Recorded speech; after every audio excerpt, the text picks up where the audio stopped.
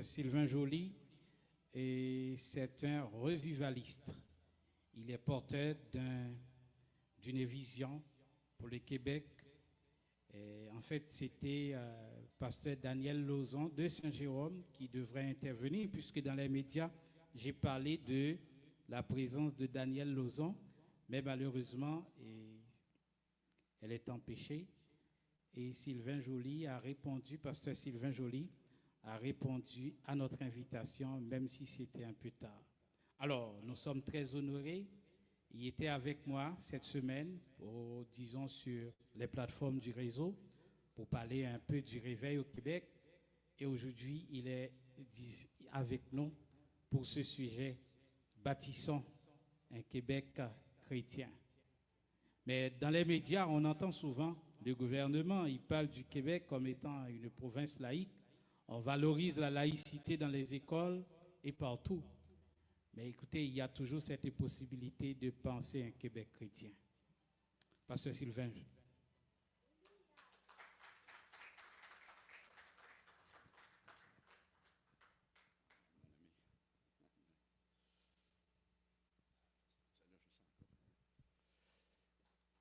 Amen. Est-ce que, j'aimerais ça vous demander un service si je peux. Est-ce qu'on pourrait enlever l'écho? S'il vous plaît. 1, 2. Gloire à Dieu. Ça va bien tout le monde? Amen, gloire à Dieu. Super. Je suis heureux d'être ici avec vous. Merci beaucoup, pasteur Dorius. Et je connais très bien pasteur Daniel. On est allé prêcher une couple de fois à son église. Et je sais qu'il y a des choses qui se passent présentement avec sa mère qui est en fin de vie, tout cela. Donc, priez pour elle, priez pour sa famille et tout cela. Gloire à Dieu. Je remercie le Seigneur qu'elle ait pensé à moi, car elle sait que c'est un sujet qui me porte énormément à cœur. On a fait justement une série là-dessus, en CD, sur les premiers colons qui sont venus ici au Québec, comment est-ce que le Canada a été fondé sur des principes bibliques. Et tout le reste, vous pouvez aussi nous suivre dans notre Facebook, Sylvain Chantal Joly, Centre Feu du Réveil, et aussi notre YouTube TV qui est Feu du Réveil TV. Et vous allez aussi savoir tout ce qui se passe aussi sur le point de mire sur le Canada, comment est-ce que le Canada est né, le Québec aussi, etc., si vous voulez en savoir plus. Et j'ai hâte de faire un livre là-dessus. En premier, j'aimerais aller dans la parole. D'habitude, j'ai ma Bible, mais aujourd'hui, on vit à l'ère de l'électronique. Avant que Néhémie était là, c'était Esdras. Et Esdras, dans la parole de Dieu, dans Esdras 1, verset 4, dit « Alors se levèrent les chefs des pères de Juda et de Benjamin. » Remarquez, ça dit les pères. La Bible dit, il mentionne que même si vous avez 10 000 enseignants, si vous n'avez pas des pères, et je crois que c'est un gros problème, pas juste au Québec, au Canada, mais partout, qu'il n'y a pas assez de pères à travers la chrétienté. Si quelqu'un est d'accord avec ça, dites un gros amen. Des pères de Juda et de Benjamin et les sacrificateurs et les Lévites, donc tous ceux qui font du ministère, gloire à Dieu, qui suivent, alléluia, tous ceux dont Dieu avait réveillé l'esprit afin de monter pour bâtir la maison de l'Éternel qui est à Jérusalem. Donc, on voit ici que Dieu a réveillé l'esprit des gens. Et c'est ce que Dieu doit faire. Mais je dois vous dire que l'Ecclésia, on n'a pas juste besoin d'un autre réveil, mais nous avons besoin d'une révolution. Le mot révolution est un très beau mot. Le mot révolution veut dire un changement de mouvement. Un mouvement circulaire par lequel un mobile revient à sa position d'origine. Revenir selon l'ordre établi du corps messianique qui a été établi et fondé par les apôtres et prophètes et dont la pierre angulaire est Jésus. On parle ici d'une révolution, saint de Dieu, une révolution apostolique et de la manière dont votre appel, donné par Dieu pour influencer et changer la culture. Cette révolution influence et impacte sur la culture est l'une des missions principales des apôtres. Et laissez-moi vous dire que le plus grand secret d'un réveil, ce n'est pas une personnalité. Voulez-vous savoir c'est quoi le plus grand secret pour un réveil? J'ai rien compris. Je pense qu'il n'y a personne dans la salle. Le plus grand secret d'un réveil, c'est le Saint-Esprit. Si le Saint-Esprit n'est pas là, il n'y a rien qui va se passer. Le Saint-Esprit veut réveiller son ecclésia. Le Saint-Esprit veut réveiller les pères dans l'Église. Le Saint-Esprit veut réveiller les ministères. Le Saint-Esprit veut réveiller monsieur et madame tout le monde. Parce que je ne crois plus au one-man show. Je crois que c'est le temps que le corps de Christ doit s'unir ensemble, se réveiller ensemble, être réformé dans une même mentalité de qui est Jésus-Christ pour poursuivre ce que les apôtres ont commencé pour le terminer. Alléluia. On parlait d'une culture. On parlait qu'il n'y a pas de couleur. Saviez-vous qu'il y a 5 différentes terres sur la terre? Couleur de la terre. Il y a la couleur blanche, rouge, brune, noire et blanche. Il y a 5 différentes peaux. Il y a des blancs, il y a des noirs, il y a des rouges, il y a des jaunes, il y a des bruns. Mais on a tous le même sang. Il n'y a pas de racisme dans le corps de Christ. On a tous le même sang. Et puis de toute façon, on est poussière, puis on retourne en poussière. Mais on a tous le même sang. Et nous venons du Très-Haut. Amen. Alléluia. Laissez-moi vous dire que c'est important de pouvoir savoir d'où est-ce qu'on vient pour savoir d'où est-ce qu'on doit s'en aller. Quelqu'un disait à propos de Martin Luther, qui est le père de la Réforme, mais laissez-moi vous dire, avant que Martin Luther était le père de la Réforme, il y a eu un homme du nom de Jean-François de l'Étable, qui, lui, a mis le mot protestant en avant. Et le mot protestant est un très bon mot. C'est le mot latin qui est protestatus, qui est composé de 2 mots, qui est pro et testatus. Pro qui veut dire pour, et testature, c'est ceux qui sont en faveur de la vérité. Donc, pour ceux qui sont en faveur de la vérité. Qui c'est qui sont en faveur de la vérité ici? Qui c'est qui sont en faveur de la Bible? On parlait de fondation, on parlait de fondement, gloire à Dieu. Le fondement, c'est la Bible.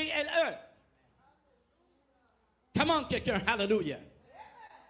Et alors que Martin Luther est en train de lire une exégèse de Jean-François de l'Étable dans l'Épître aux Romains, Martin Luther a eu une révélation que le juste vivra par la foi. Et c'est alors qu'il y a eu une réforme à cause d'un Français. Amen. Alléluia. Gloire à Dieu. Et c'est comme ça que ça a commencé. Amen. Alléluia. Jean Cartier, quand il est venu ici, en premier, quand il a planté la croix en Gaspésie, il a dit ceci. Il a dit, je dédie cette terre, ici au Québec, le Canada en entier, d'est en ouest, je dédie cette terre au nom du Seigneur Jésus-Christ et au nom du roi. François Ier, quand il l'a envoyé, il ne l'a pas envoyé comme un conquérant, mais il l'a envoyé comme un missionnaire.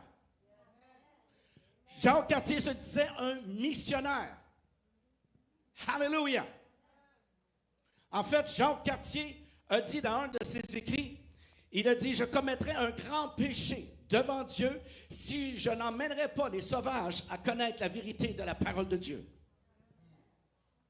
Jean Cartier imposait les mains aux sauvages, aux Indiens. Il disait les sauvages dans ce temps-là, mais les Indiens, puis ils étaient guéris. Allô? Il faut chercher et vous allez trouver. C'est dans l'histoire. Les catholiques et les catholiques réformés quand que la Nouvelle-France fut née, que le Québec vivait en harmonie, tous les deux. Le premier gouverneur était un calviniste, était un sauvé par grâce. Amen.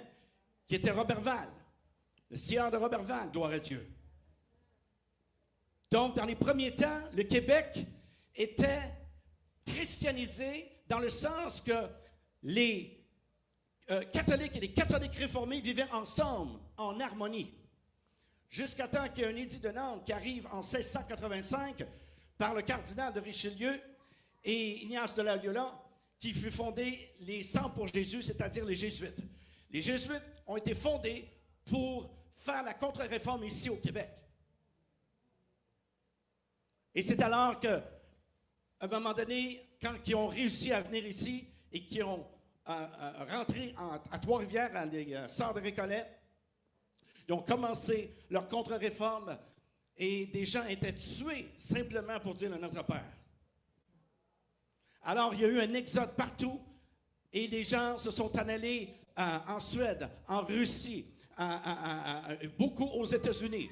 Puis personne des Huguenots qu'on appelait dans le temps, et je n'ai pas le temps d'aller là-dedans, là, mais que ceux qui s'étaient sauvés par grâce ne pouvaient plus venir au Québec. Jusqu'à temps que l'Angleterre arrive et, aux plaines d'Abraham et réussisse à conquérir le Québec. Et grâce aux Anglais, l'Évangile est revenu. Amen.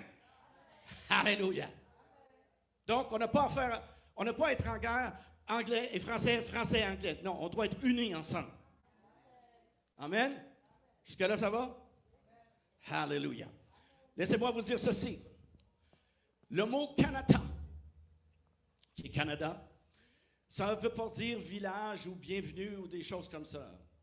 Mais quand on regarde vraiment le fondement du mot Canada, qui est dans le langage huron, Canada, ça veut dire ceci. Vous êtes prêts? Ça veut dire la réserve du salut.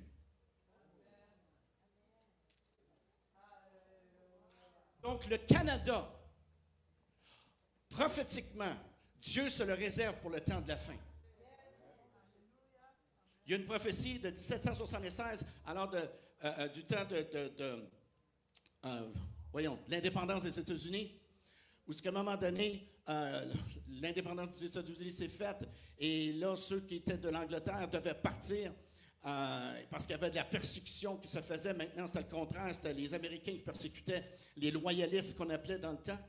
Et un des prophètes de leur temps, un puritain réformateur, s'est levé et dit « Laissez aller ces gens vers le Canada. N'essayez pas d'incorporer le Canada avec les États-Unis. Oui, je suis dans l'indépendance des États-Unis, dit le Seigneur. Mais le Canada, il est pour moi pour le temps de la fin, dit le Seigneur. » Est-ce que vous avez bien compris? Donc, vous n'êtes pas ici par pur hasard. Parce que je salue Pasteur Darius et d'autres aussi, africains, qui viennent ici et qui font des choses comme ça. Parce qu'avant, c'était les Blancs qui s'en allaient en Afrique puis qui allaient évangéliser. Là, c'est le contraire. Hein? Pouvez-vous dire amen à ça? C'est bon, hein? Alléluia! Vous ne savez pas, ben moi, je suis un Africain aussi. Je suis plus africain que vous. Alléluia! Gloire à Dieu. Alléluia. Mais toutes ces choses-là, jusqu'à aujourd'hui, et ça, c'est de valeur, parce que l'Église, ou l'Ecclésia plutôt, a perdu de sa saveur. Et on doit revenir réellement à cette saveur-là que Dieu veut qu'on revienne. Alléluia. Oh, merci Seigneur. Alléluia. Yes. Oups, j'ai dépassé. Je vais aller trop vite, là. Alléluia. Écoutez bien, Ecclésia était un corps politique civil. Le mot Ecclésia, là, qui est Église, mais dans le vrai terme, là, était un corps politique civil. Cela prouve bien que les ecclésias chrétiennes que nous lisons dans le Nouveau Testament étaient des corps civils chrétiens indépendants, indépendant des rois, des gouverneurs mondains, dirigé par le gouvernement théocratique de l'Esprit de Dieu. Il voulait tout simplement la liberté de servir Jésus. Amen. Autrement dit, l'Ecclésia était un conseil municipal, une instance civile. Amen. Regardez bien ça. Oh, alléluia. Celle-là, j'espère que vous allez l'aimer, celle-là. Vous savez, Ecclésia est aussi un terme militaire, où les Romains envoyaient leurs émissaires comme sous le nom de Ecclésia, qui, avant de créer une invasion barbare chez leur ennemi, allait plutôt créer une invasion de culture pour inculquer leur façon de vivre et de penser. Et ces émissaires, on les appelait aussi des apôtres. En tant que corps de Christ, nous, la congrégation messianique, le corps de Christ, alléluia, nous devons inculquer le système du royaume de Dieu au monde par la puissance du Saint-Esprit. Alléluia. Oh, gloire à Dieu, le monde va être gagné par une démonstration d'esprit et de puissance. Alléluia. C'est pas par des oui-dire, c'est pas par des paroles seulement. Non, c'est avec une démonstration d'esprit et de puissance. Alléluia. Est-ce que je peux entendre un grand amen à quelque part? L'Église a perdu de sa saveur. On a marié la culture du monde plutôt que de marier la culture du royaume de Dieu. Comment que voulez-vous qu'un monde puisse être sauvé si l'Église en question, et je parle en général, est mariée avec la culture du monde pour essayer d'avoir des gens qui viennent à l'Église? Comment? On doit cesser de rendre confortable l'Église pour le monde, mais rendre plutôt l'Église confortable pour Dieu. Come on, hallelujah. Excusez si je prêche, mais c'est ça, c'est moi. Alléluia. Gloire à Dieu. Combien j'ai de temps? Hey, 30 minutes, là, c'est short pour moi. Alléluia. Wouh! Hallelujah. Ça va jusque-là? Alléluia. Je peux-tu boire un petit peu? Santé. Alléluia. J'espère que ça ne tombera pas, ça. OK. Alléluia. Il y a une chose que nous devons faire. Et c'est ceci, et je m'en vais là. Gloire à Dieu. Oh, avant. Oui, ça c'est vrai, ça. Merci. Écoutez bien ceci. Il y a eu un échange théologique qui s'est fait au cours du temps. L'Église de l'hypergrâce, et quand je dis l'hypergrâce, c'est parce qu'il y en a trop qui prêchent, quand ils prêchent à la grâce, mais c'est une grâce graisseuse. Qui dit, bon, ben, c'est pas grave, même si tu pêches, puis que je te laisse pêcher, puis que tu couches avec un tel, ou peu importe, là, c'est pas grave, la grâce est là. Oui, mais la grâce, c'est une puissance, mon ami. C'est pas fait pour pêcher, là. Il y en a qui prennent ça pour une licence, pour pécher. L'Église de l'hypergrâce a substitué la théologie à la révélation. L'Église de l'hypergrâce a substitué l'esprit qui contrôle au pasteur qui se fait contrôler par un programme bien saturé. Je ne parle pas d'ici, là, s'il vous plaît. Là, okay? Comprenez-moi, je parle en général. OK? L'Église de l'hypergrâce a substitué les 5 ministères d'un administrateur appelé pasteur. Est-ce que vous me suivez? L'Église de l'hypergrâce a substitué faire des disciples pour des classes et programmes. L'Église de l'hypergrâce a substitué chasser les démons pour du counseling. L'Église de l'hypergrâce a substitué le caractère de la vie, le caractère de vie transformé à la psychologie. L'Église de l'hypergrâce a substitué la prédication de la croix, la puissance de sa résurrection à des principes de motivation. L'Église de l'hypergrâce a substitué le cœur d'une réforme nationale avec la croissance d'Église et de son nombre. L'Église de l'hypergrâce a substitué la foi à la logique. Et finalement, l'Église de l'hypergrâce a substitué le blueprint original, la BIBLE, pour son ecclésia de celui du modèle de Constantin. Je n'ai pas le temps d'aller là-dedans, mais autrement dit, il y a plein de choses qui ont changé. Et pour qu'on ait une réforme, il faut comprendre que la réforme est la même chose que le poutre de métal va être dans un gratte-ciel. Si la poutre de métal n'est pas là, tout le reste tombe. Donc, ça prend les deux. Ça prend la réforme et ça prend le réveil. Vous êtes d'accord avec moi? Autrement dit, ça prend l'esprit puis ça prend la parole. Ça prend les deux. Alléluia. Donc, on veut une réforme. Il faut comprendre ce qu'une réforme, c'est. Oh, hallelujah. Hallelujah. Merci Seigneur. Je fais vite. Oh, merci Seigneur. Oui, OK. Oh, j'arrive, c'est bon.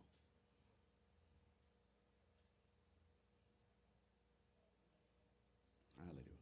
Qu'est-ce qu'une réforme? Une réforme touche un retour à la droiture de la parole de Dieu pour instaurer la vérité présente de Dieu et en même temps affecte une société entière. Bel exemple de cela qu'on connaît très bien, Martin Luther avec la révélation, le juste vivra par la foi, qu'on a parlé tantôt, Galates 3:11. Il a emmené la vérité présente de la Bible pour la ramener à sa génération et qui, en même temps, a réformé toute une société. De même que John Wesley, avec la révélation de la sanctification, John Wesley a révolutionné une société entière qui s'est reflétée jusqu'en Amérique. Et je crois que si Wesley ne s'était pas tenu debout, cela aurait fait comme en France, qui ont vécu la révolution de 1789. Donc, que Dieu nous préserve de cela, afin qu'il n'y ait pas de séparation au Québec ou du reste du Canada. Que les réformateurs se lèvent, saints de Dieu. Que veut dire le mot réformation? Ce mot en grec est diastoris. Et il veut dire, d'un mot composé, dia qui veut dire pour et orthos qui veut dire droit, rectiligne. Donc, le mot réformation veut dire pour redresser complètement au sens physique, remettre droit, restaurer aux conditions naturelles et normales, quelque chose qui est défaite, dépassé et cassé ou qui est difforme. Alléluia. Dans Hébreux chapitre 9, verset 11, et qui, avec les aliments, les boissons et les diverses ablutions, étaient des ordonnances charnelles imposées seulement jusqu'à une époque de réformation où une autre version dit un nouvel ordre. Dieu veut restaurer un nouvel ordre. Dieu veut réformer son ecclésia. Et ça commence par nous, saints de Dieu. Si on veut être réveillé par Dieu, on doit être réveillé par la parole de Dieu. On ne doit pas être réveillé par certaines philosophies humaines, non. Mais c'est une démonstration d'esprit de puissance. D'ailleurs, Paul le dit dans Romains chapitre 15. Il dit, j'ai amené les gentils ou les païens à l'obéissance de la foi. Je les ai amenés comment? Avec signes, prodiges et la puissance du Saint-Esprit. La puissance du Saint-Esprit nous aide à bâtir son ecclésia. Alléluia. Et quand le Saint-Esprit vient réveiller un individu, alléluia, tout ce qu'il a à faire, c'est tout simplement d'être allumé à la lumière de Dieu. Alléluia. Afin que les gens voient qui il est en Jésus-Christ et puissent s'avancer et dire, hey, ce que tu as, je le veux. Amen. Y a-t-il quelqu'un ici? Alléluia. Et finalement, oh, hallelujah. Finalement, nous devons reconquérir les 7 montagnes de notre culture. Ah, c'est bon, j'ai encore du temps. Les 7 montagnes de notre culture, voici. Gouvernement, politique. Il y a bien des gens qui sont arrivés et qui m'ont dit, mêle-toi pas de ça, la politique. Non, fais juste gagner des âmes au Seigneur. Fais ce que tu es appelé à faire, tout ça. Excusez, mais Élie s'est très bien placé devant Jézabel et Akab, devant ce roi. Jean-Baptiste s'est placé exactement devant un royaume qui était déchu, qui était corrompu. Et qu'il a prêché, puis qu'il a dit le péché du roi qui était là, Hérode. Et vous allez me dire à moi de ne pas me mêler de la politique quand on a une politique corrompue, que ce soit fédérale ou provinciale. Parce que moi, je crois sincèrement que Dieu va réveiller des hommes et des femmes qui vont arriver, qu'il y en a qui vont, certains qui vont aller voir le député, qui vont aller voir le premier ministre, ou peu importe, qui vont dire, ainsi parle le Seigneur, comme dans le temps de Moïse, laisse aller mon peuple. On ne doit pas avoir peur. On doit se lever. C'est pour ça que les apôtres étaient persécutés. Parce que le roi n'était pas César, n'était pas un gouvernement qui était terrestre, mais c'était un gouvernement qui était céleste. Et c'est pour ça qu'ils étaient persécutés.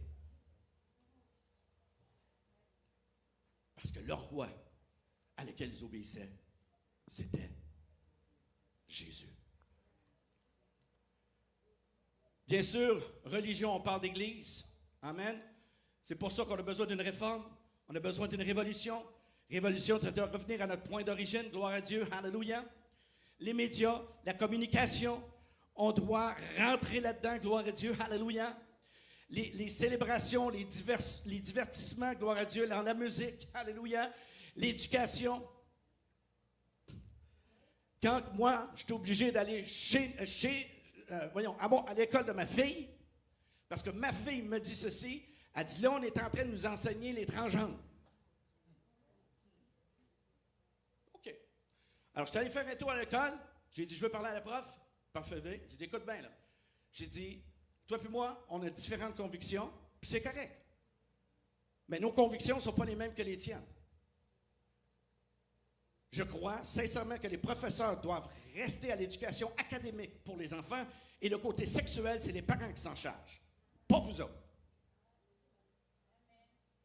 Alors, je ne veux pas qu'elle soit dans ce cours et je ne veux pas qu'elle soit notée pour ce cours. Est-ce qu'on se comprend bien?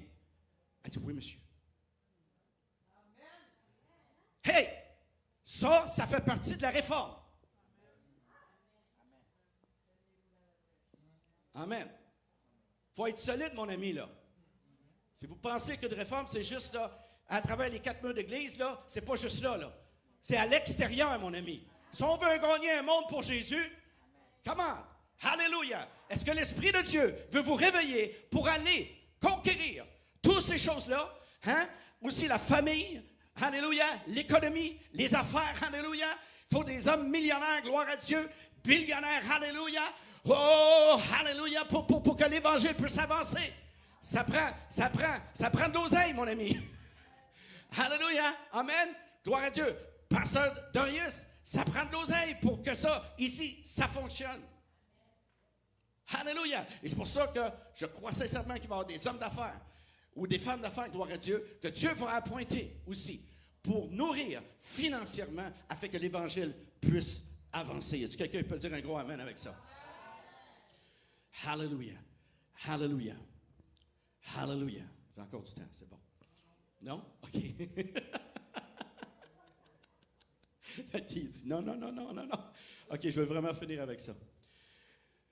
La Bible dit, dans Éphésiens chapitre 6, verset 12, « Car ce n'est seulement pas contre la chair et le sang que nous avons à combattre, et ça c'est dans la version de la Bible épée, mais contre les autorités politiques et religieuses, contre les dirigeants pervers, contre les chefs de ce monde de ténèbres, contre les malices spirituelles dans les positions élevées. » Amen.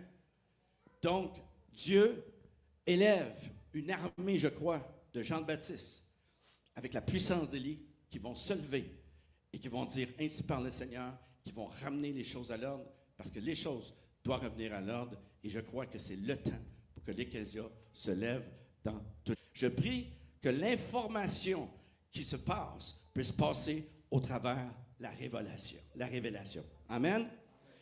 Est-ce que, s'il vous plaît, avant que je passe le micro, est-ce que vous pouvez vous lever, s'il vous plaît, et crier ceci pendant que Pasteur Darius vient ici? Est-ce qu'on peut crier à 3, c'est le temps d'une révolution? Pouvez-vous dire ça? OK. 1, 2, 3, c'est le temps d'une révolution! Amen, amen.